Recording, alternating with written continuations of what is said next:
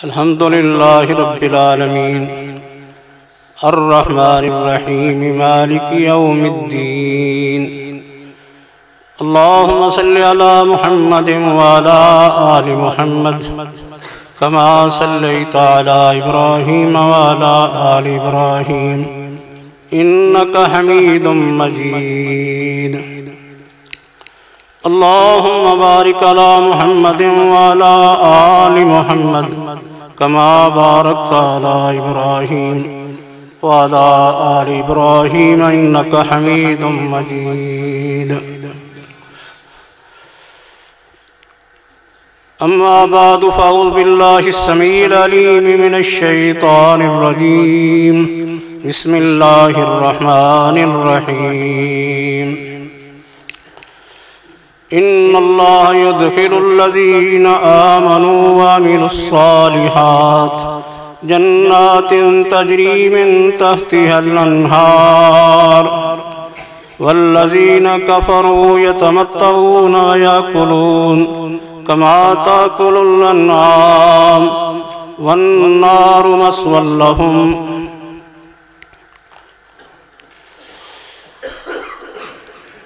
मेरे काबिल एहतराम उलमाए किराम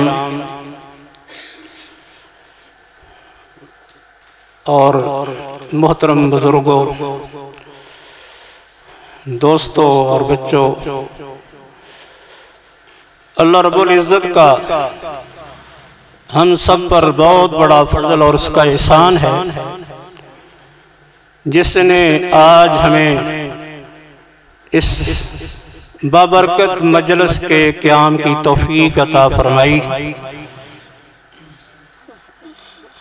क्योंकि ऐसी मजलिसें जिनमें अल्लाह रब्बुल इज़्ज़त का कलाम पढ़ा जाए, अल्लाह रब्बुल इज़्ज़त का दीन सीखा और सिखाया जाए, ऐसी मजलिसों को अल्लाह रब्बुल इज़्ज़त बहुत सी बरक़ात से नवाजता है। बैठने वालों के दिलों में सुकून और इत्मीनान नाजिल फरमाता है। अल्लाह की रहमतों की बरक़ात की बरखा नाजिल होती है।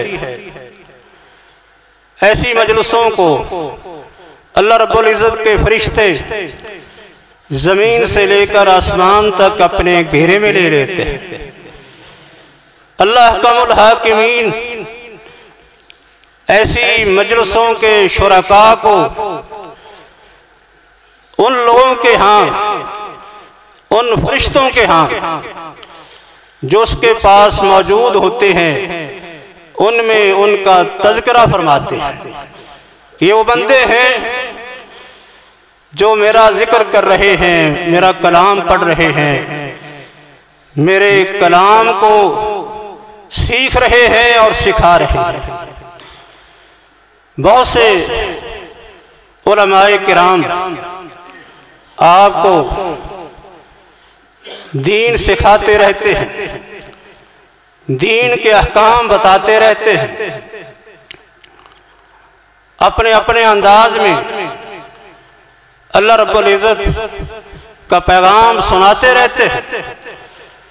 लेकिन कोई पता नहीं होता कि किस वक्त किसी आदमी के दिल में बात उतर जाए और उसकी वजह से अल्लाह रब्बुल इज़्ज़त उसके दिल की काया पलट के रख दे। नबी अकरम सल्लल्लाहु अलैहि वसल्लम एक दफा एक कनीसा और गिरजा में तशरीफ ले गए। वहां जाके आप देखते हैं एक यहूदी तुरात पढ़ रहा है, उसके सामने कुछ लोग तुरात सुन रहे हैं, सीख रहे हैं। इत्तेफाक ऐसा हुआ कि नबी अकरम सल्लल्लाहु अलैहि वसल्लम वहां पहुंचते हैं तो वो यहूदी रुक जाता है, तिलावत बंद कर देता है। नबी सल्लल्लाहु अलैहि वसल्लम उससे सवाल करते हैं कि तूने ये तिलावत बंद क्यों कर दी है, उसने जवाब नहीं दिया, खामोश हो गया। लेकिन साथ ही उस गिरजे में एक दूसरा यहूदी जो बीमार पड़ा था, चल नहीं सकता था, वो घिसड़ कर आपके करीब हो गया और आपसे अर्ज करने लगा कि अल्लाह के रसूल सल्लल्लाहु अलैहि वसल्लम आपको देखकर ये यहूदी इसलिए रुक गया है कि ये इस मकाम पर पहुंच चुका था जिस मकाम पर इस तौरात के अंदर, इस किताब के अंदर आपकी सिफात का तज़किरा मौजूद है, आपकी रिसालत और नबूवत का तज़किरा मौजूद है।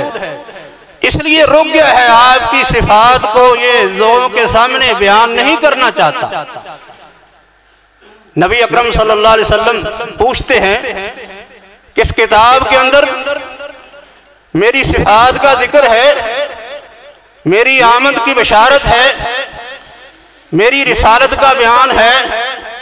वो कहता है कि हाँ, अल्लाह के रसूल मौजूद है, लेकिन इस यहूदी ने इस जगह हक को छुपाया है, आपकी सिफात का जिक्र नहीं किया। तो इसका उसकी तबीयत पर, उसके दिल पर इतना गहरा असर होता है कि वो यहूदी जो घिसड़ कर जाता है, आपके करीब होता है और हक और सच जो तौरात में मौजूद था वो आपके सामने बयान करके नबी अकरम सल्लल्लाहु अलैहि वसल्लम के हाथ पर ला इलाहा इल्लल्लाह मुहम्मद रसूलुल्लाह पढ़ के दायरा इस्लाम में दाखिल हो जाता है। अल्लाह रब्बुल इज्जत ने उस गिरजा के अंदर आपके जाने को उसकी हदायत का जरिया बना दिया। नबी सल्लल्लाहु अलैहि वसल्लम जहानों के लिए रहमत बन के आए हैं। अल्लाह का बहुत बड़ा एहसान है, अल्लाह की नेमत है जिसका हम शुक्र अदा नहीं कर सकते। अल्लाह रब्बुल इज्जत आपकी वजह से लोगों को दुनिया के अंदर भी कामयाब करता है और आखिरत में दोज़ख के अजाब से उनके लिए नजात का जरिया बना देता है। आपके पास एक बच्चा था, छोटी उम्र थी, आपकी खिदमत किया करता था, बीमार होता है, आप तीमारदारी के लिए वहां तशरीफ ले जाते हैं।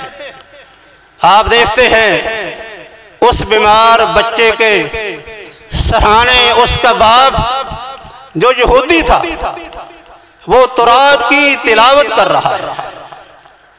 नबी अकरम सल्लल्लाहु अलैहि वसल्लम उससे पूछते हैं क्या यहूदी इस किताब के अंदर जो तू तिलावत कर रहा है क्या मेरी सिफात का तज़किरा नहीं है, क्या मेरी रिसालत का बयान नहीं है, मेरी आमद का इसमें जिक्र नहीं? उसने इनकार कर दिया, कहने लगा कि इस किताब के अंदर आपका कोई तज़किरा नहीं है, झूठ बोल देता है। लेकिन वो बच्चा जिसके मुकद्दर में अल्लाह ने इस्लाम लिखा था वो बोलता है, कहता है कि अल्लाह के रसूल मेरा बाप झूठ बोल रहा है, इस किताब के अंदर आपकी आमद का, आपकी रिसालत का, आपकी सिफात का तज़किरा मौजूद है। और कलमा पढ़ता है, कलमा पढ़ के ला इलाहा इल्लल्लाह और मोहम्मद रसूलुल्लाह सल्लल्लाहु अलैहि वसल्लम की गवाही देकर इस्लाम में दाखिल हो जाता है। कितना ये खुश नसीब है कि इसे किसी अमल करने का मौका ही नहीं मिला। कलमा पढ़ता है, बीमार था, बीमारी की वजह से उसकी मौत वाक़ई हो जाती है। नबी अकरम सल्लल्लाहु अलैहि वसल्लम इरशाद फरमाते हैं अल्हम्दुलिल्लाहिल्लज़ी अनक़ज़हु मिनन नार, अल्लाह का शुक्र है जिसने इस बच्चे को जहन्नम की आग से बचा लिया। दुनिया के अंदर अल्लाह ने इंसान को अशरफुल मखलूकात बनाया है, सारी मखलूकात में से ये अफजल है। अल्लाह ने इसको इज्जत दी है, इसको अकल से नवाजा है, फाहम शऊर दिया है। ये जो अल्लाह ने इसको इज्जत दी है, दूसरों से नुमायां किया है, मुमताज किया है, ऐसी खसूसियात दी हैं जो दूसरी मखलूकात को, जो जी रूह हैं, चलने फिरने वाली हैं, खाने पीने वाली हैं, उनको अल्लाह ने अता नहीं की, इंसान को दी है। जिस कदर अल्लाह ने इसको सिफात खूबियां ज्यादा दी हैं, इसी कदर इसकी जिम्मेदारी भी दूसरों की निस्बत ज्यादा बनती है। अल्लाह की सारी मखलूक अल्लाह की तारीफें करती है, उसकी तस्बीह बयान करती है, उसका जिक्र करती है, इबादत करती है। वो इंसान जिसको अल्लाह ने सबसे अफजल और बेहतर बनाया है, उसकी जिम्मेदारी नहीं है कि वो दूसरों से ज्यादा अल्लाह का शुक्रगुजार बने। लेकिन लोग दो तरह के बन गए, दो हिस्सों में तकसीम हो गए, दो तबकों में बट गए। एक तबका वो है जिनको हम काफिर कहते हैं, मुशरिक और मुनाफिक कहते हैं, और दूसरा तबका वो है जिन्हें मुसलमान और मोमिन कहा जाता है। दो हिस्सों में तकसीम हो गए। अल्लाह ने दोनों को अलग अलग बयान फरमाया है। अल्लाह के हाँ ये दो किस्म के लोग, जिनकी सोच, जिनका अकीदा, जिनका नजरिया, जिनका अमल, जिनका अखलाक, जिनके मामलात, जिनकी आदत एक जैसी नहीं है, बल्कि एक दूसरे से 100% मुख्तलिफ है। दोनों जो है वो एक तरह कैसे हो सकते? कुरान में अल्लाह बयान फरमाता है, अल्लाह ने फरमाया इन्नल्लाह युदखिलुल्लज़ीना आमनू वल आमिलुस्सालिहात जन्नातिन तजरी मिन तहतिहल अन्हार। ऐसे लोग जो ईमान ले आए और नेक काम करते रहे, अल्लाह ऐसे लोगों को जन्नतों में दाखिल फरमाए। ऐसी जन्नतें जिनके नीचे नहरें बहती हैं। और फरमाया वल्लज़ीना कफरू, इसके बरक्स दूसरा गिरोह इंसानों में से जिनको अल्लाह ने सबसे अफजल बनाया था, उनमें से दूसरा गिरोह वो है यतमत्तऊना व याकुलूना कमा ताकुलुन अन्आम वन्नारु मस्वल लहुम। ये लोग दुनिया से फायदा उठाते हैं, अल्लाह की दी हुई नेमतों का इस्तेमाल करते हैं, खाते पीते हैं, ऐशो इशरत करते हैं, अपनी मर्जी के मुताबिक जो दिल में आता है वो काम करते हैं, किसी के पाबंद नहीं हैं, आजाद हैं, आजाद ख्याल हैं। ऐसे लोग अल्लाह ने फरमाया इस तरह दुनिया में रहते हैं, दुनिया से फायदा उठाते हैं, नेमतों से जो अल्लाह ने नवाजा है, लेकिन बात अपने दिल की मानते हैं, अपनी ख्वाहिश की पैरवी करने वाले हैं। फरमाया कि इनका खाना पीना ऐसे है जैसे जानवरों का खाना पीना, ऐसे खाते हैं जैसे जानवर खाते हैं। जानवर हलाल हराम के दरमियान फर्क नहीं करते, उनके यहाँ जायज नजायज की तमीज नहीं होती, वो अपना और गैर नहीं देखते, बल्कि जो दिल में आता है वो खाते हैं।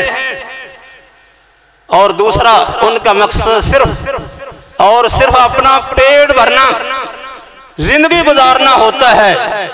इसके अलावा उन्हें अपनी जिंदगी का कोई मकसद नजर नहीं आता।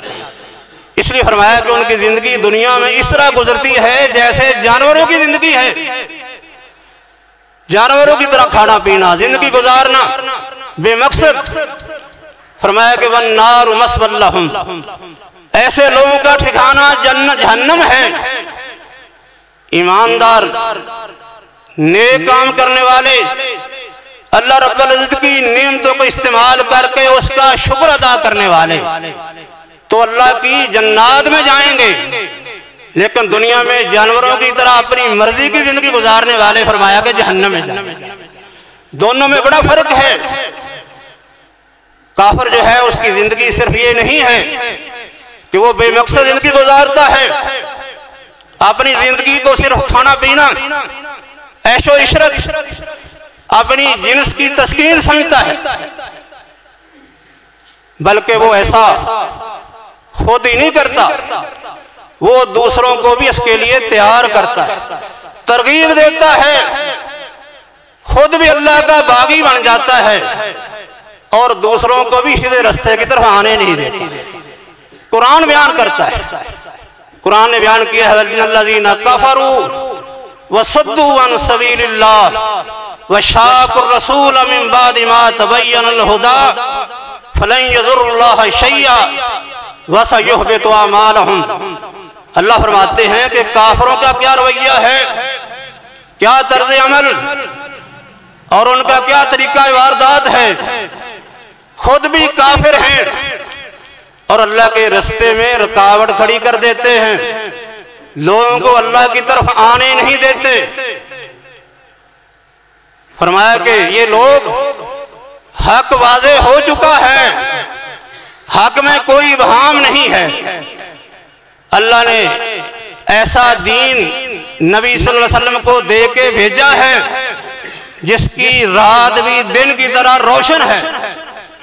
अगर कोई आदमी इस रास्ते की तरफ आना चाहता है, हदायत का तालिब है, दुनिया की कोई ताकत उसको रोक नहीं सकती। लेकिन ये लोग दूसरों को रोकते हैं, रुकावट बनते हैं, खुद भी दीन के बागी हैं, अल्लाह के सरकश हैं, नाशुक्रे हैं और दूसरों के लिए भी रुकावट बन जाते हैं। आपके वक्त में भी ऐसा होता था। उन्हें क्या तकलीफ थी, आपने उन्हें दावत दी, कहा, फरमाया कि क़ूलू ला इलाहा इल्लल्लाह तुफ़्लिहू, ला इलाहा कह दो कामयाब हो जाओगे। ला इलाहा कहो, अल्लाह रब्बुल इज्जत तुम्हें दुनिया के अंदर अरबो अजम का मालिक बना दे, दुनिया में तुम्हारा सियासी गलबा हो जाएगा, अरबी और अजमी तुम्हारे ताबे हो जाएंगे, ये बशारत दी। लेकिन उन्होंने इसको तस्लीम नहीं किया, इनकार कर दिया। काफिरों का रास्ता और है, मुसलमानों का रास्ता और है। कुफर और दीन ये दो अलग अलग रास्ते हैं, अलग अलग ये दो लेने हैं, दोनों इकट्ठी नहीं हो सकती। अंबिया किराम अलैहिमुस्सलाम का ये मिशन रहा है कि उन्होंने कुफर के रास्ते की मुखालफत करते हुए दीन के रास्ते को और उसकी तरफ दावत को अपना मिशन बनाया। और ये टकराव आज नहीं है, पुराना चला रहा है। एक तरफ हजरत आदम थे, दूसरी तरफ शैतान था, दोनों की कश्मकश शुरू हुई है। शैतान ने अल्लाह रब्बुल इज्जत के कहने के बावजूद हजरत आदम अलैहिस्सलाम के लिए सजदा ना करके, अल्लाह के हुक्म की नाफरमानी करके, अल्लाह का बागी और सरकश बन के हमेशा के लिए मरदूद ठहरा। हजरत आदम अलैहिस्सलाम से गलती हुई, अल्लाह से माफी मांग के अल्लाह के मुती फरमाबरदार बंदे बन। कितना दोनों में फर्क है। ये कश्मकश इसी तरह चली आ रही है। एक तरफ शैतान का रास्ता, उसकी तरफ बुलाने वाले शैतान के नुमाइंदे, शैतान के एजेंट और उसके चेले हैं।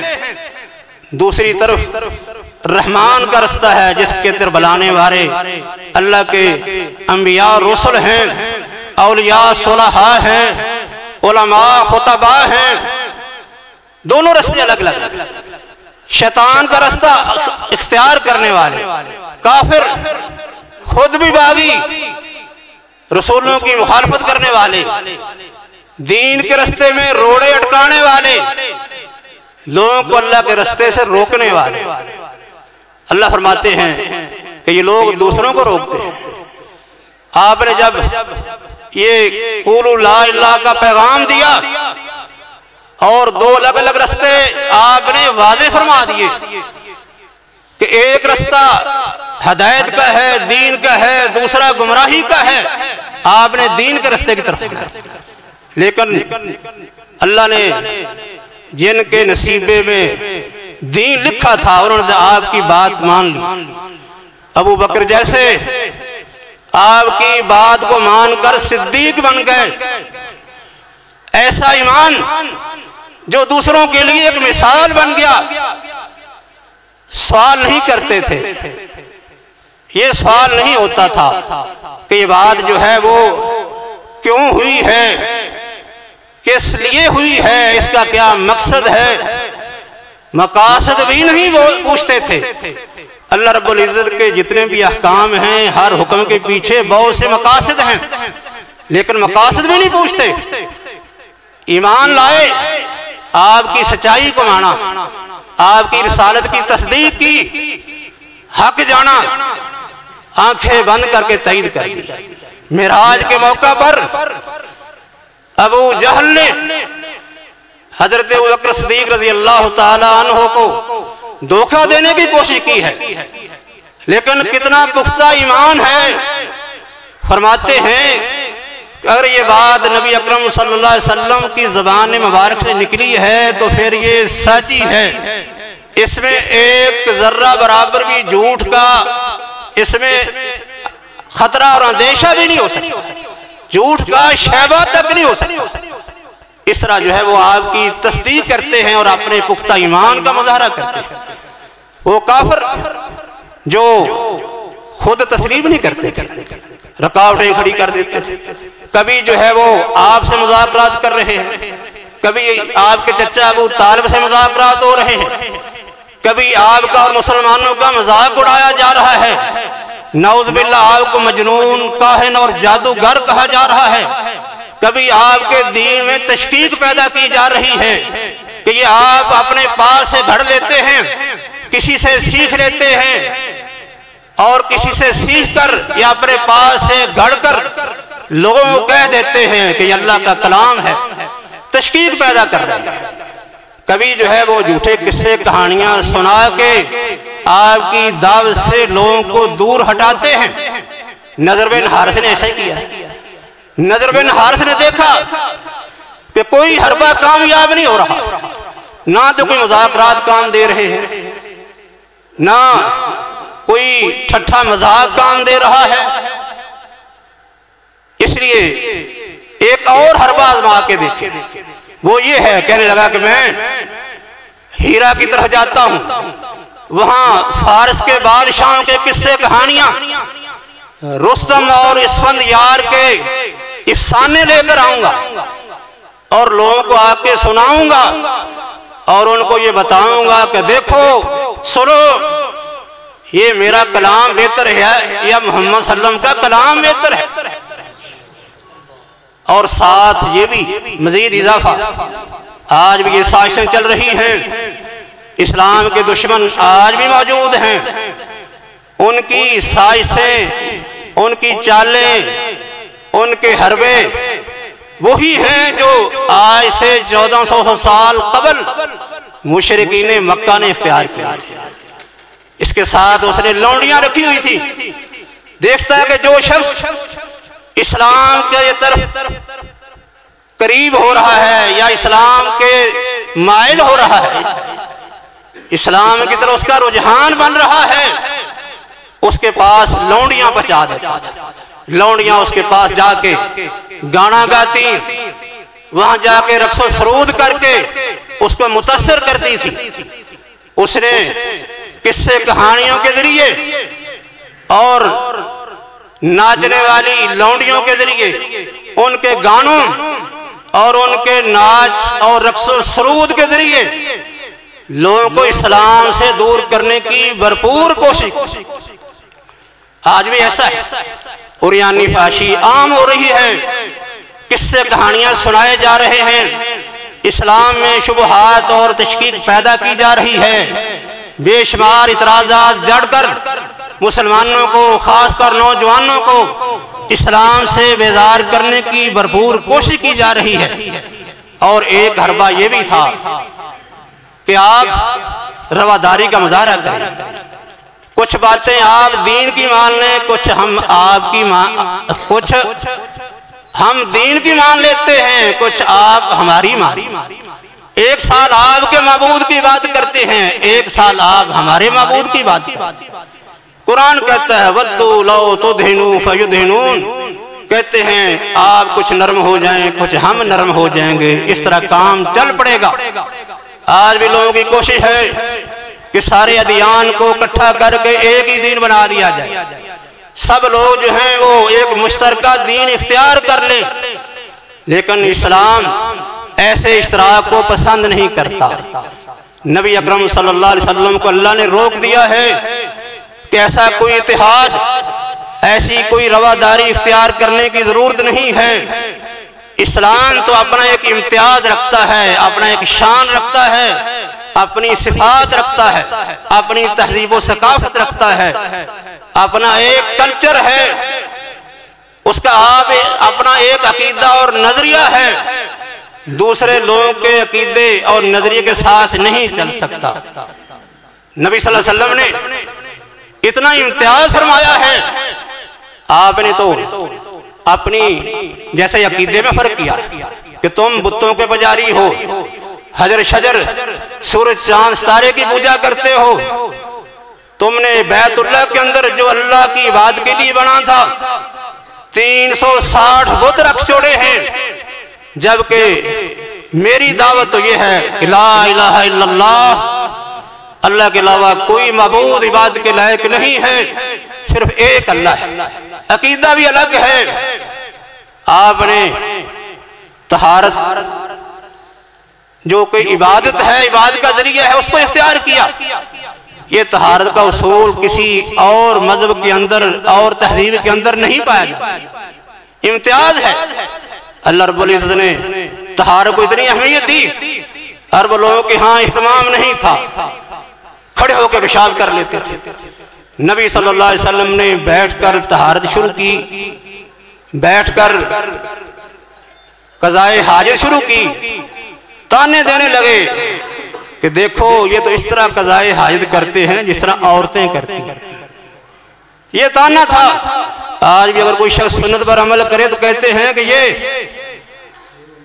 ये जदीद माहौल को नहीं जानता, ये कुदामत पसंद है, रजत पसंद और इंतहा पसंद है, ये दुनिया को क्या जाने। दुनिया जो है वो तो चांद तक पहुंच गई है, और ये कहता है कि मैंने बैठकर जो है कज़ाए हाजत कर ली। नबी सल्लल्लाहु अलैहि वसल्लम ने तानों की कोई परवाह नहीं की। आपने अपनी सकाफत को, अपनी तालीम को, अपने दीन को कायम रखा है, बैठकर हाजत करते रहे। बल्कि तहार को इतनी अहमियत दी, फरमाया ये गैर मुस्लिम यहूदी, ये जो गंदे लोग हैं, तहारत का इस्तेमाल नहीं करते, सफाई का इस्तेमाल नहीं है, लेकिन तुम्हारे लिए ऐलान है कि अल्लाह ने तहूर शत्रुल ईमान, अल्लाह ने सफाई और तहारत को तुम्हारे ईमान और अकीदे का आधा हिस्सा बना दिया। ये इस्लाम की अजमत है, इस्लाम की ये खूबियां हैं, इस्लाम का ये शान है, ये इस्लाम की फकीजगी है, उसकी ये तहारत सफाई सुथराई है। इतना फकीजा दीन कि नमाज के लिए, इबादत के लिए आना है। फरमाया कि अपना जिस्म साफ करके, कपड़े पाक करके, जिस जगह इबादत करनी है वो जगह पाक हो, वुजू करके आओ। जिस्म पाक करके मुसलमान आते हैं, अल्लाह रब्बुल इज्जत उन्हें इसके बदले में क्या इनाम देता है। अल्लाह फरमाते हैं हदीस पाक में, नबी से फरमाया कि अल्लाह की तरफ से ये ऐलान है। अल्लाह ऐलान फरमाते हैं अपने नबी की ज़बान पर कि ज़हरी अज़ा को तुमने साफ कर दिया। अल्लाह रब्बुल इज्जत ने इन अज़ा से होने वाले गुनाहों को पाक साफ कर दिया, धो दिया है। अज़ा तुम देते हो, तुम्हारे गुनाहों को अल्लाह रब्बुल इज्जत धो देते हैं, सफाई कर देते हैं। नमाज पढ़ता है, नमाज पढ़ के अल्लाह को याद करता है। नमाज की वजह से अल्लाह पिछली नमाज तक होने वाली गलतियों को माफ फरमा देते हैं। उनसे अल्लाह ताला जो है वो दरगुजर करते हैं। नमाज को उन गलतियों का कफारा बना देते। जुमा पिछले जुमे तक होने वाली गलतियों का कफारा बन जाता है। इस्लाम का इम्तियाज है। आपने नमाज के लिए लोगों को इकट्ठा किया। इकट्ठा करने के लिए यहूदियों ईसाइयों का मजूसियों का तरीका इख्तियार नहीं किया। मजूसी अपनी इबादत के लिए आग जलाते थे। यहूदियों और ईसाइयों के यहाँ बिगल और सींग बजाए जाते थे, लेकिन इस्लाम ने इबादत के अंदर भी उनके तरीके को पसंद नहीं किया। अपना इम्तियाज रखा है। अजान का ऐसा तरीका इख्तियार किया, ऐसा तरीका इख्तियार किया कि दुनिया में इसकी जो है वो कोई मिसाल पेश नहीं कर सकती। कि नमाज के लिए बनाना है तो अजान कही जाए। मुसलमानों का इम्तियाज। नबी सल्लल्लाहु अलैहि वसल्लम ने अहले किताब के किबले को अपने लिए बतौर किबला पसंद नहीं किया। यही ख्वाहिश थी कि अल्लाह रब्बुल इज्जत मुझे काबा की तरफ फेर दे। अल्लाह ने आपकी इस ख्वाहिश को पूरा फरमा के किबला जो है वो तब्दील फरमा। इबादत में इम्तियाज है। आपने फरमाया कि तुमने इबादत करनी है। खा इबादत सबकी इबादत है, एक तरह लगती है, लेकिन ऐसा इम्तियाज रखो पता चले कि ये बात एक मुसलमान की बात है, काफिर की बात है। आपने फरमाया कि जब सूरज गुरूब होता है या तुलू होता है तुम इबादत से रुक जाओ। इस वक्त वो लोग इबादत करते हैं जो सूरज के पुजारी हो। तुम इबादत करोगे तुम्हारी मुशाबत उनसे हो जाएगी। इसलिए आपने ऐसे वक्त में इबादत करने से रोक दिया है। आप रोजों को देखते हैं, रोजे पहले लोगों पर भी फर्ज थे, लेकिन इस्लाम के अंदर इम्तियाज है। आपने फरमाया कि अहले किताब सहरी नहीं खाते, तुम सहरी खाया करो। हमारे और उनके रोजों के दरमियान फर्क सहरी करती है। और फरमाया कि मा यज़ाल अद्दीनु ज़ाहिरन मा अज्जल अन्नास वल फितर। उस वक्त तक दीन गालिब रहेगा जब तक लोग इफ्तारी में जल्दी करते रहेंगे। इसलिए लिअन्नल यहूदा वन नसारा युअख्खिरून, यहूदो नसारा इफ्तारी में ताखीर करते। इससे मालूम होता है कि इस्लाम का इम्तियाज कायम रखना, इसको बाकी रखना, ये इस्लाम के गलबे की दलील है। अगर हम अपनी इबादत में, अपने अकायद में, अपने मामलात में अपना इम्तियाज बाकी नहीं रखते, फिर इसका मतलब यह है कि इस्लाम हमारा गालिब नहीं हो सकता। वो तो दूसरों के दीन के अंदर ही दाखिल हो जाएगा, पता नहीं चलेगा कि इस्लाम है या कोई और दीन है। इसलिए आप फरमाते हैं कि इम्तियाज बाकी रखो, इफ्तारी में जल्दी किया करो। जब तक तुम जल्दी इफ्तारी करोगे अल्लाह रब्बुल इज्जत इस दीन को गालिब रखेगा। दीन गालिब कैसे रहेगा? जब हम दीन के अकायद को, इबादत को, अपने मामलात को, अपने अखलाक को, अपने रहन सहन को, अपने लिबास को, अपनी हजामतों को दूसरों से नुमायां रखें, फर्क करके रहेंगे। अगर हम उन जैसे बन गए तो फिर हमारा और उनका फर्क क्या रहेगा? फिर हमारा दीन गालिब नहीं हो सकता। अल्लाह रब्बुल इज्जत ने कुरान में जिक्र किए है, सूरह सफ है, हुवल्लज़ी अरसला रसूलहु बिल हुदा व दीनिल हक़ लियुज़हिरहु अलद्दीन कुल्लिही वलौ करिहल मुशरिकून। अल्लाह ने अपने रसूल सल्लल्लाहु अलैहि वसल्लम को हदायत दे के भेजा, एक खास तहजीब दे के भेजा, दीन हक दे के भेजा है, इसलिए कि आप तमाम दीनों पर इस दीन को गालिब कर दे। ये दीन आपने कैसे गालिब किया है? आपने इस दीन को, इसकी तालीमात को, इसकी इबादत को, दीन के अखलाक को, दूसरे लोगों के अखलाक, उनकी इबादत, उनके मामलात से आपने अलग रखा है, उनके साथ मिलने नहीं दिया। आपने खाने पीने के अंदर आपने फरमाया कि दूसरे लोग वो तो जानवरों की तरह खाते पीते, खड़े होके खाते हैं, हाथ नहीं धोते, बिस्मिल्लाह नहीं पढ़ते। तुम हाथ धो के बिस्मिल्लाह पढ़ के खाया करो ताकि तुम्हारा ये खाना दूसरे लोगों के खाने से नुमाया हो, पता चल जाए ये मुसलमान खा रहा है। इसलिए नबी अकरम सल्लल्लाहु अलैहि वसल्लम आप दूसरों को तालीम देते, तरबियत करते, सिर्फ बड़ों की नहीं छोटों की भी करते। ये काम छोटों के करने वाले हैं, बड़ों की जिम्मेदारी है कि वो छोटों की इस तरीके पर तरबियत करें कि उनके अंदर इस्लाम की तालीमात नुमाया रहे। आज हमारी जो जिम्मेदारी है वो सिर्फ ये नहीं है खुद मुसलमान बन के रहें, हमारी जिम्मेदारी ये भी है कि हम अपनी औलाद को भी मुसलमान बना के रखें। कुरान कहता है या अय्युहल्लज़ीना आमनू कू अनफुसकुम व अहलीकुम नारा, ऐ लोगों अपने आप को जहन्नम की आग से बचा लो, अपनी औलादों अपने अहलो याल को भी बचा लो। अपने आप को कैसे बचाएंगे? ईमान के जरिए से, नेक अमाल के जरिए से बचाएंगे, अपनी औलाद की तरबियत करके। नबी सल्लल्लाहु अलैहि वसल्लम ने हमें ये तालीम दी है।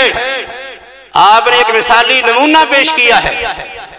आपके नवासा हजरत हसन रज़ी अल्लाह ताला अन्हु आपके पास तशरीफ फरमा थे। उन्होंने एक सदके की खजूर मुंह में डाली। नबी सल्लल्लाहु अलैहि वसल्लम ने फौरी उनको रोका, डांटा, कह इर्मी। आपने फरमाया कि फन्नहा मिन सदक़ती इन्ना ला नाकुलु सदका। क्या बेटे, ये खजूर सदके की है, हम अहले बैत सदके के माल से कोई चीज नहीं खाया करते। आपने ऐसे काम से उन्हें मना कर दिया जो उनके लिए नाजायज था। इससे मालूम होता है बच्चों की तरबियत करने के लिए हमें वो तरीका इख्तियार करना चाहिए। जैसे आपने फरमाया कि उन्हें नमाज सिखाओ, 7 साल की उम्र में नमाज सिखाओ, प्यार से सिखाओ। 10 साल के हो जाएं, सख्ती करके डांट डबड़ करके नमाज पढ़ाओ। नेक अमाल भी सिखाने हैं, बुरे अमाल से उन्हें रोकना भी है। इसलिए आपने उन्हें खजूर खाने से मना भी फरमाया। ये हमारी जिम्मेदारी है, आपकी ये सुन्नत है जो हमने अपनानी है। और नबी सल्लल्लाहु अलैहि वसल्लम बच्चों को अखलाकी तरबियत फरमाया करते थे। आपके सतीले बेटे अबू सलमा के बेटे, आपकी ज़ौजा मोहतरमा उम्मे सलमा के बेटे उमर बिन अबी सलमा बयान करते हैं, छोटे बच्चे थे, कहते हैं मैं नबी सल्लल्लाहु अलैहि वसल्लम के साथ खाना खा रहा था, तो इस दौरान मैंने अपना हाथ खाने के बर्तन में घुमाना शुरू कर दिया, जैसा कि आमतौर पर बच्चे करते हैं कि खाने के बर्तन में इस तरह हाथ घुमाते हैं। आपने फरमाया कि या गुलाम सम्मिल्ला कुल मिम्मा यलीक व कुल बियमीनिक। आपने उन्हें 3 आदाब सिखाए। ए बच्चे, ए बेटे, खाना हो तो सबसे पहले बिस्मिल्लाह पढ़ के खाया, अपने सामने से खाया करो और अपने दाएं हाथ से खाना खाया करो। आपने 3 आदाब सिखाए। इससे मालूम होता है कि बच्चों की तरबियत करना, इस्लाम की तालीमात उनको सिखाना, इस्लाम के आदाब व अखलाक सिखाना, ये सुन्नते नबवी है जिसके हम भी पाबंद हैं। जैसा मैंने जिक्र किया पहले, काफिर खुद भी अल्लाह का बागी है, नाफरमान है, नेकी का काम नहीं करता बल्कि बुरे काम करता है, खाश का पुजारी है और दूसरों को नेक कामों से रोकता है। लेकिन मुसलमान का काम क्या है? मुसलमान अपने अंदर पुख्ता ईमान रखता है, उसे यकीन होता है कि मेरा ये दीन ऐसा दीन है, अल्लाह रब्बुल इज्जत के यहाँ इस दीन के अलावा कोई दीन काबिल कबूल नहीं होगा। इस दीन के अलावा, इस शरीयत के अलावा, इस निज़ाम हयात के अलावा अगर कोई शख्स और निज़ाम लेके आएगा, क़यामत वाले अल्लाह रब्बुल इज्जत उसके मुंह पे दे मारे। मैं यब्तगी गैरल इस्लाम दीना फलन युक़बल मिन्हु फहुव फिल आखिरति मिनल खासिरीन। अल्लाह फरमाते हैं इस्लाम के अलावा कोई और दीन अल्लाह रब्बुल इज्जत के यहाँ काबिल कबूल ही नहीं। इसलिए इस्लाम लाना, कबूल करना ये हम पर जरूरी और वाजिब है। इसके बगैर हमारी नजात नहीं, दुनिया की कामयाबी नहीं है। नबी सल्लल्लाहु अलैहि वसल्लम ने एक हदीस में इसकी वजाहत इस तरह फरमाई। आपने फरमाया कि अल्लाह रब्बुल इज्जत ने वल्लज़ी नफ्स मुहम्मदिन बियदिही ला यस्मउ बी मिन हाज़िहिल उम्मति यहूदियुन औ नसरानियुन यस्मउ बी वलम युमिन बिमा उरसिलतु बिही फहुवा मिन अहलिन नार। और फरमाया कि कसम उस ज़ात की जिसके हाथ में मोहम्मद की जान है सल्लल्लाहु अलैहि वसल्लम, फरमाया कि ये जो उम्मत है, दुनिया के रहने वाले लोग हैं जिनकी तरफ मैं पैगाम लेके आया हूँ, इनमें से कोई भी शख्स उसका ताल्लुक किसी यहूदी मजहब से हो, वो ईसाई हो, हिंदू हो, सिख और बूज़ी हो, जिसको मेरा पैगाम पहुंच जाता है, फिर वो मेरे इस पैगाम पर, मेरी इस शरीयत पर ईमान नहीं रखता, तो मैं अल्लाह की कसम उठा के कहता हूं कि आदमी जो है जहन्नमी। इससे मालूम होता है कि इस्लाम के अलावा कोई और दीन, कोई आदमी उसको कितनी अहमियत देता फिरे, कितना उस दीन से मोहब्बत करता फिरे, अल्लाह के यहाँ कबूल नहीं होगा, उसको रद्द कर दिया जाएगा। इसलिए इस्लाम कबूल करना, उस पर ईमान लाना, ये हम पर वाजिब और जरूरी है। इसके बगैर हमारी नजात नहीं। फिर उसके बाद इस दीन को अपनाना, इस पर अमल करना। अगर हम इस दीन को नहीं अपनाएंगे, इस पर अमल नहीं करेंगे, तो फिर हमारा भी अंजाम वही होगा जो उन लोगों का है जो दीन के मुनकर हैं, दीन के बागी हैं। आपका इरशाद है कुल्लु उम्मती यदखुलूनल जन्नह इल्ला मन अबा कीला या रसूलल्लाह मैं याबा काला मन अतानी फकद दखलल जन्नह वमन असानी फकद अबा। आपने फरमाया कि मेरी उम्मत के तमाम लोग सब के सब जन्नत में जाएंगे, सिवाय उस शख्स के जिसने इनकार कर दिया। आपसे सवाल किया गया अल्लाह के रसूल, कौन बदनसीब है जो जन्नत में जाने से इनकार कर दे, कहे कि मैं जन्नत में नहीं जाता। आपने फरमाया जिसने मेरी इताअत फरमाबरदारी कर ली वो जन्नत में चला गया, और जिसने मेरी नाफरमानी की उस आदमी ने जन्नत में जाने से इनकार कर दिया। इस मालूम होता है जन्नत में जाने से इनकार का मतलब क्या है। नबी अकरम सल्लल्लाहु अलैहि वसल्लम की नाफरमानी है, आपकी मासियत, आपकी मुखालफत है, आपकी सुन्नतों को छोड़ना है, और आपकी सुन्नतों को छोड़कर गैरों के तरीके को इख्तियार करना है। क्योंकि नबी सल्लल्लाहु अलैहि वसल्लम का साथ, आपकी रफाकत और जन्नत तो आपकी इताअत फरमाबरदारी, आपके साथ मोहब्बत में ही हासिल होगी। लेकिन जिसको आपसे, आपकी सुन्नत से, आपकी शरीयत से, आपके दीन से मोहब्बत नहीं है, ऐसा शख्स आपके साथ जन्नत में कदम नहीं जा सकता। अलमरु मा मन हब्बा, आदमी तो क़यामत वाले दिन उसी के साथ होगा जिससे उसको मोहब्बत करेगा।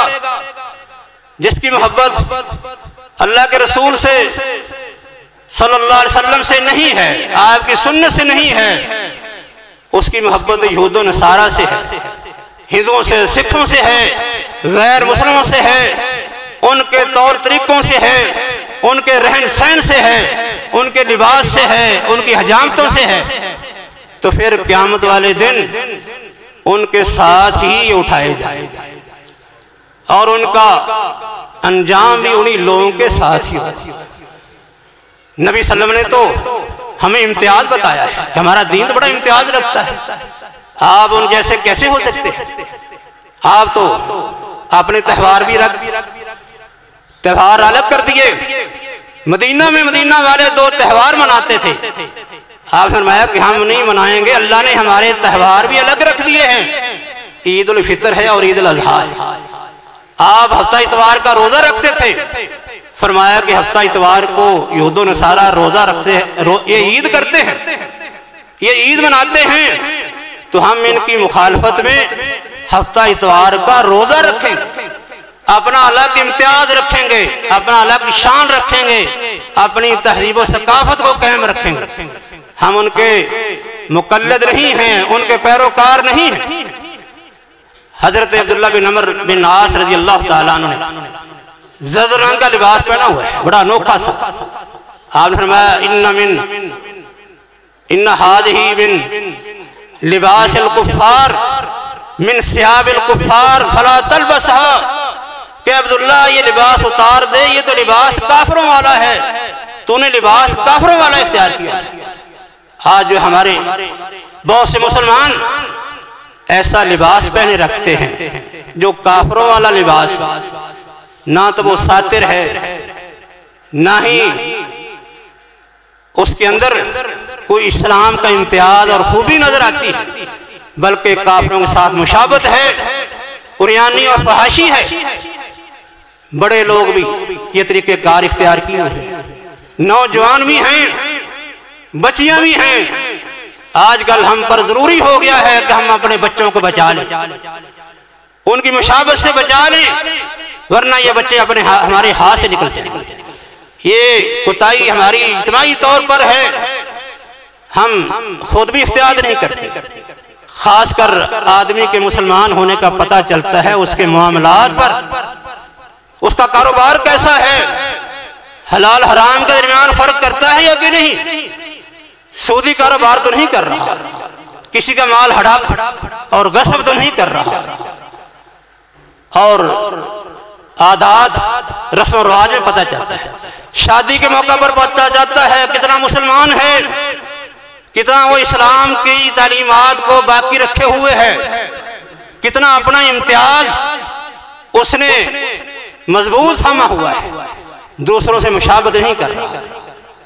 बच्चे भी उनके साथ मुशाबत कर रहे हैं, ढोल ढमक्के चल रहे हैं, रक्स व सरूद हो रहा है, इखलास का खूब मजारा है, रक्स व सरूद गाने बजाने ये आम हैं, और फिर भी ये दावा है कि हम नमाजी हैं और हाजी हैं और हम पक्के और सच्चे मुसलमान हैं।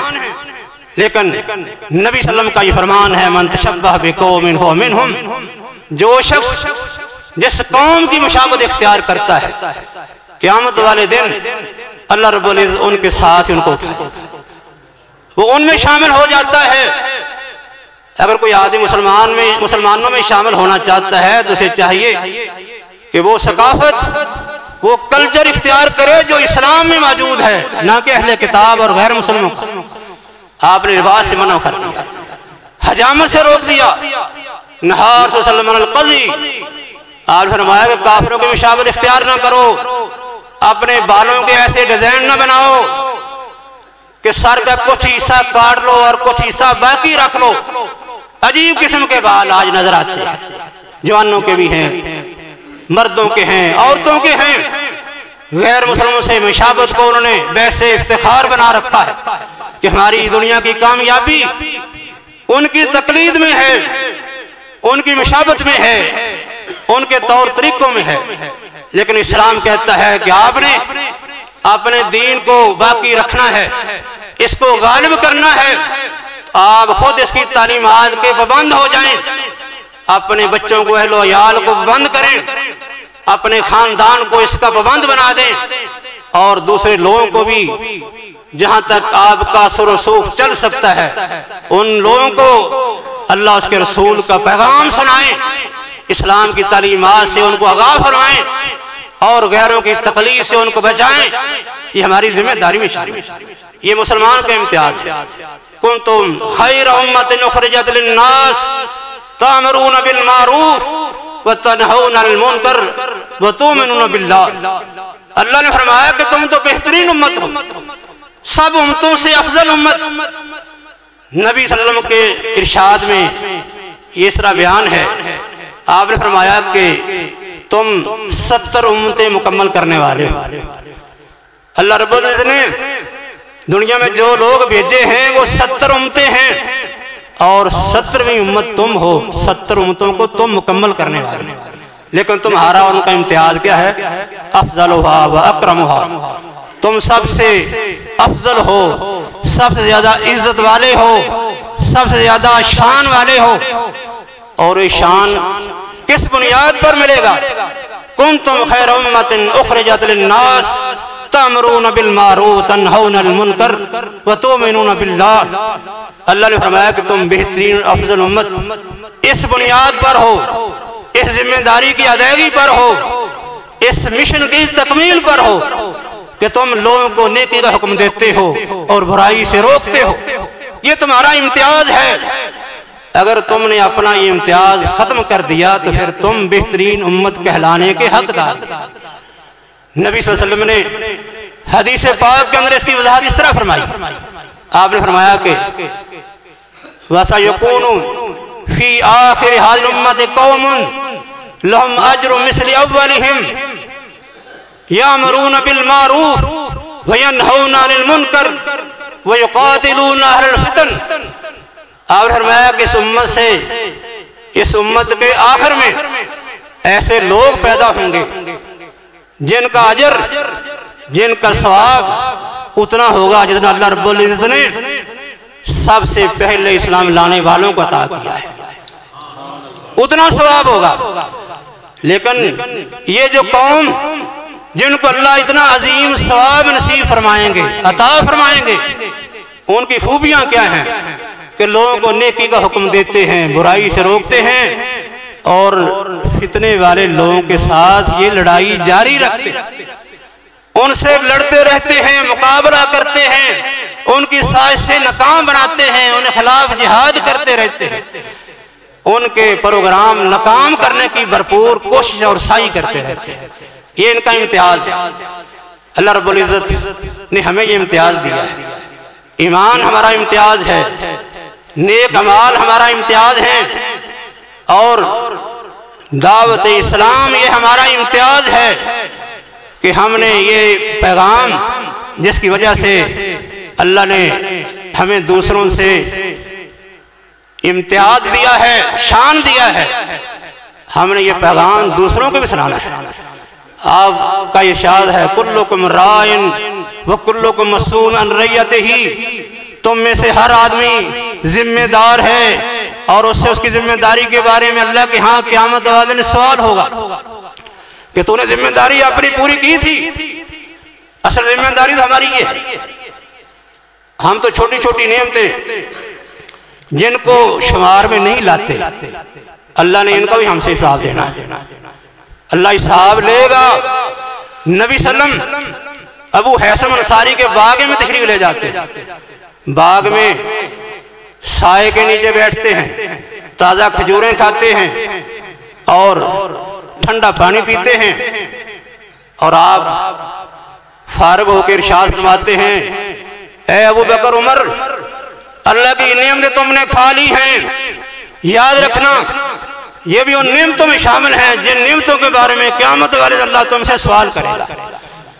तुमने नेमतों का क्या शुक्र अदा किया था, हक अदा किया था। ये नेमतें वो है, खाने पीने की नेमतें। अल्लाह ने हमें तो बहुत सी नेमतें नवाजा है, हमें आज़ाद दिए हैं, देखने के लिए आंखें हैं, सुनने के लिए कान हैं, सूंघने के लिए नाक है, बोलने के लिए जुबान है, चीजों को पकड़ने छूने के लिए हाथ दिए हैं, पांव दिए हैं। इतनी बड़ी नेमतें, किसी से एक नेमत छिन जाए वो इस नेमत को लुटा नहीं सकता। बाज़ अहले इल्म ने एक वाक़या जिक्र किया है, मुख्तसर मैं अर्ज़ करता हूँ। यूनानी ताजर बड़ा करोड़पति था, करोड़पति, दुनिया का अमीर तरीन आदमी। अल्लाह ने उसको बीमारी ये लगा दी, उसकी पलकें नीचे गिर गई, ऊपर नहीं उठ रही।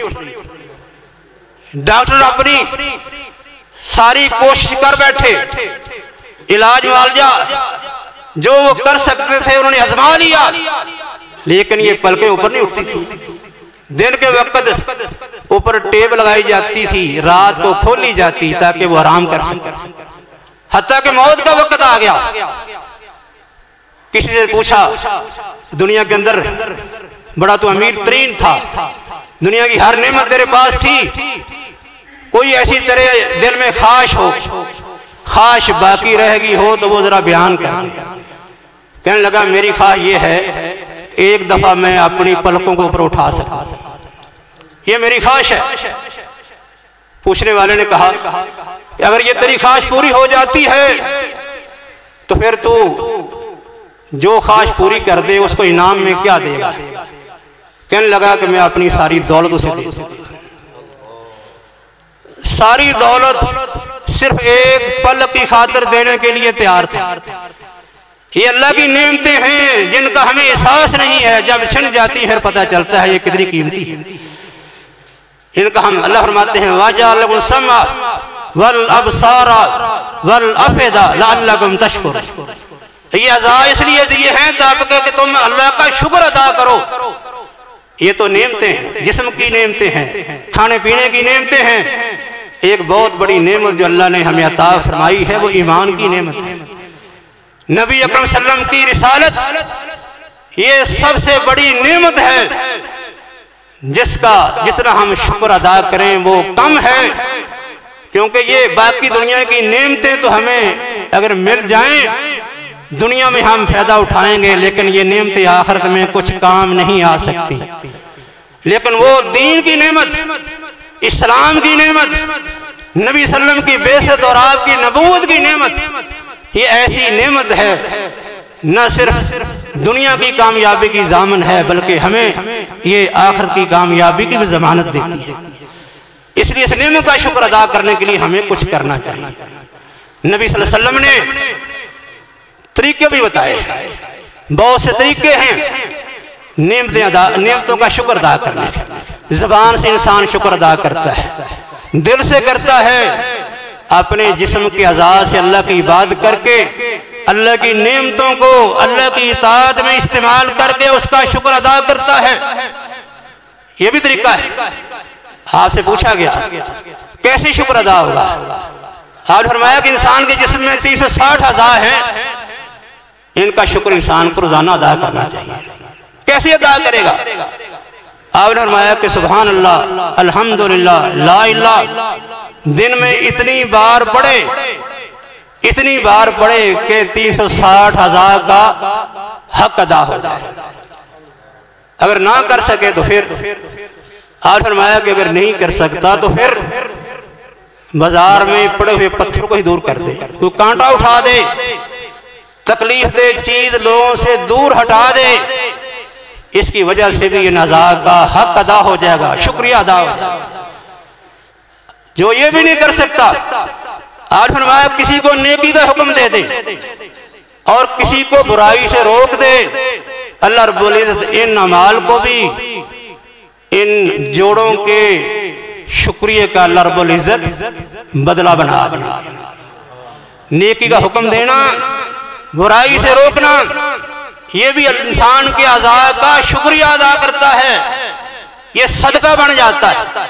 बेशुमार अमाल है। आपने फरमाया कि नेकी काम भी करता जा, बुराई से भी रुकता जा। अबू हुरैरा को आप वसीयत फरमा रहे थे, अबू हुरैरा रज़ियल्लाहु ताला अन्हु को आपने वसीयत फरमाई, अगर तू सबसे बड़ा आबिद बनना चाहता है तो अपने आप को हराम चीजों से बचा ले, हराम चीजों से तू बचा ले, अल्लाह सबसे बड़ा आबिद बना देगा। अल्लाह ने जितना माल दिया है इस पर तू इक्तफा कर ले, सब्र कर ले, कनात कर ले, अल्लाह सबसे बड़ा गनी बना दे। पड़ोसियों से उसने सलूक शुरू कर दे, अल्लाह सबसे बड़ा मोमिन बना दे। जो चीज अपने लिए पसंद करता है दूसरों के लिए वही पसंद करना शुरू कर दे, अल्लाह तुझे पक्का सच्चा मुसलमान बना दे। इस तरीके से हम ये काम कर सकते हैं। मुसलमान जो सही ईमान रखता है, नेक अमल करता है, अल्लाह के दीन को गालिब करने के लिए अपनी तहजीब को, अपनी सकाफत को, अपने दीन को बाकी रखता है, अपने ऊपर नाफिज करता है, अपने घर से इसकी इब्तिदा करता है, घर वालों की अहलो याल की सलाह करता है, फिर मोहल्ले की तरफ जाता है। नबी सल्लल्लाहु अलैहि वसल्लम लोगों को तबलीग किया करते थे, दावत देते थे, आपकी ज़बान पर बड़ी तासीर थी। उसका एक सबब जो है ये भी है, हज़रत खदीजा रज़ी अल्लाह ताला अन्हा बयान फरमाती है, ये हदीस बड़ी मशहूर है, आपने सुनी है। जब पहली वही नाजिल हुई, आप परेशान होके घर चले गए, कहा कि ज़म्मिलूनी ज़म्मिलूनी, कि मेरे ऊपर कंबल ओढ़ दो, मुझे बुखार हो गया है, मुझे जान का खतरा है। आप हज़रत खदीजा फरमाती हैं अल्लाह रब्बुल इज़्ज़त कभी आपको ज़ाया नहीं करेगा, आपकी हिफाजत करेगा, आपको ज़ाया नहीं करेगा। किस लिए? इन्नका लतासिल रहीम, आप अपने रिश्तेदारों से हुस्न सलूक करते हैं। वह तक्सिबुल कल्ला, जो बोझ तले दब जाता है, मकरूज हो जाता है, उस पर कोई चट्टी पड़ जाती है, आप उसको अदा कर देते हैं। वह तक्सिबुल मादूमा, जिसका कोई कारोबार नहीं, आप उसके लिए सहारा बन जाते हैं, उसका कारोबार चला देते हैं, उसका तावन करते हैं। वो तोईन वाला नवाबिल हक, आप हक के लिए आने वाली मुश्किलात में तावन करते हैं। और एक हदीस में यह आता है वह तस्दुकुल हदीसा, सच बोलते हैं, वह तुअद्दिल अमानता, आप अमानत अदा करते हैं। ये खूबियां बयान फरमाया कि आपके अंदर इतनी खूबियां मौजूद हैं, जिस आदमी के अंदर इतनी खूबियां हों अल्लाह रब्बुल इज़्ज़त कभी उसको ज़ाया नहीं करता। इस मालूम होता है कि जो आदमी लोगों को दीन सिखाना चाहता है, दीन की तबलीग करना चाहता है, उनकी तरबियत करना चाहता है, उसे दो काम करने हैं। एक तो अपना करैक्टर और किरदार उनके सामने पेश करे, और दूसरा खिदमत खल्क का तरीका इख्तियार करे। ये जो सिफात बयान की है, इनमें यही दो चीजें अहम हैं। एक खिदमत खल्क है और दूसरा अपना अखलाक और किरदार है।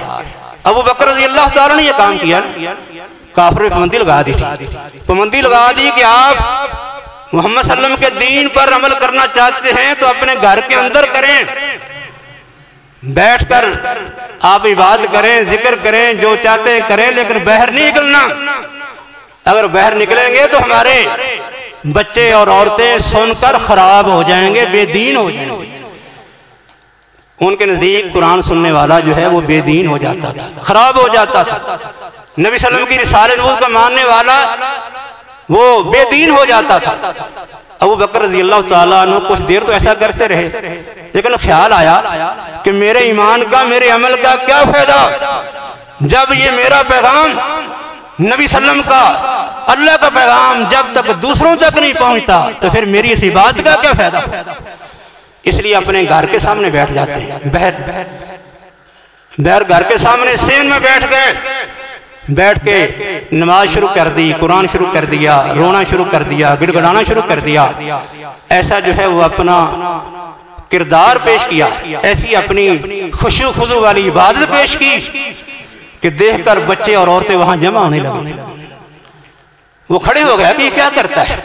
इससे मालूम होता है कि इंसान का जो अपना अमल है, उसका खुशू खुजू, उसकी इबादत, उसकी दुआ, उसका गिड़गिड़ाना, इसके बड़े असरात हैं। बच्चे औरतें जमा शुरू, इसलिए मुशरिकीन ने दोबारा फिर इख्तिजाज कर दिया।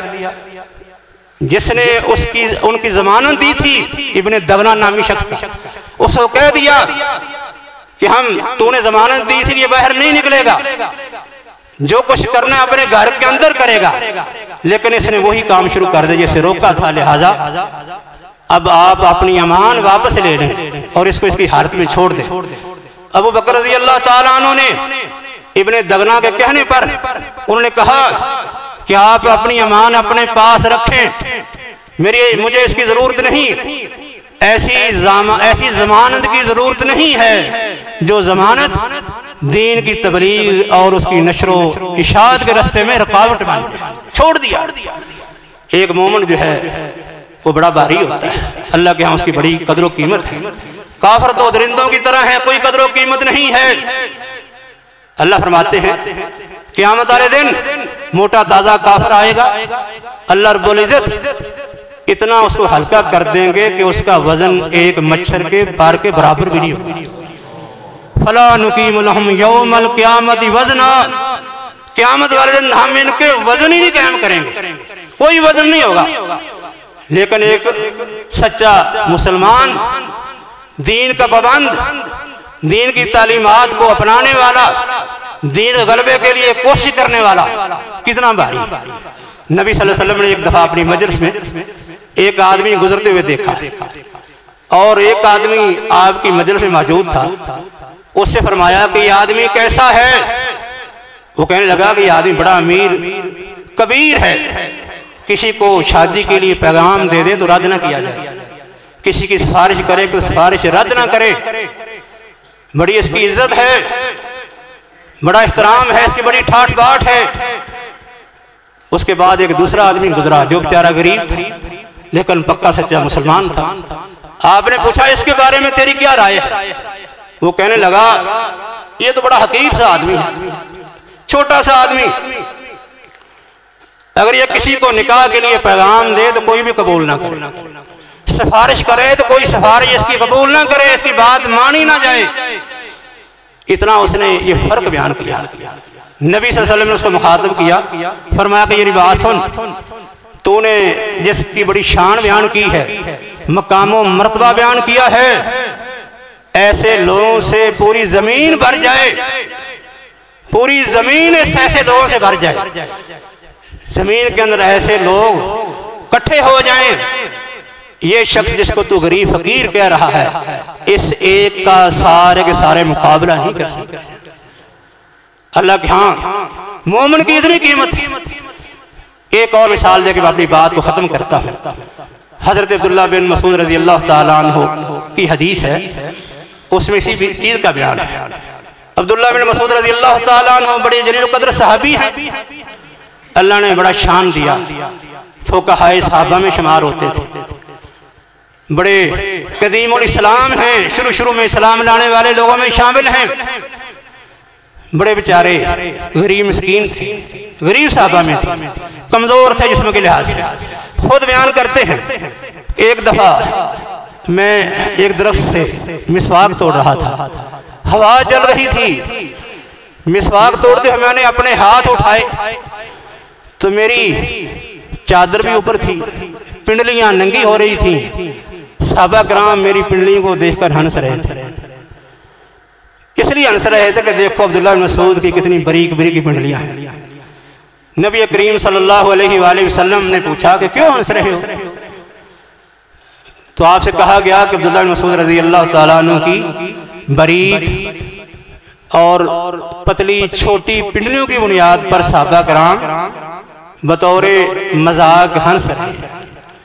नबी सल्लल्लाहु अलैहि वसल्लम ने उन्हें बशारत दी कि मेरे साथियों सहाबा, याद रखो अल्लाह के हाँ बंदे के वजन की कोई कीमत नहीं है, उसकी मालो दौलत वजन की कीमत नहीं है, किसी की ठाठ बाट, किसी के माल, किसी की इज्जत, हुकूमत की अल्लाह को कोई परवाह नहीं है। उसका तो अल्लाह के हाँ अगर उसके दिल में ईमान नहीं है, नेक अमाल नहीं है, अल्लाह उसके रसूल की इताअत फरमाबरदारी नहीं है, कोई वजन नहीं।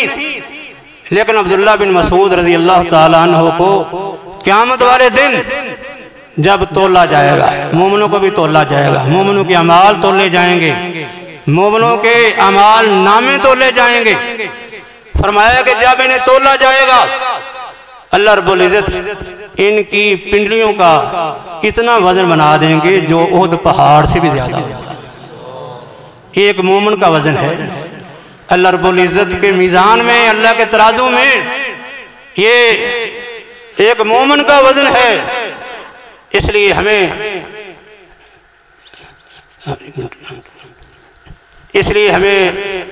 अल्लाह रब्बुल इज्जत के यहाँ अपना वजन बनाने के लिए, क़यामत वाले दिन अल्लाह की जन्नत के हुसूल के लिए, नबी और सल्लम की रफ़ाकत के लिए, जहन्नम से अपने आप को बचाने के लिए हमें अपनी जिम्मेदारियों को पूरा करना चाहिए। अल्लाह से दुआ है कि अल्लाह हमने जो सुना है इस पर हमें अमल की तौफीक अता फरमाए। वमा अलैना इल्लल बलागुल मुबीन।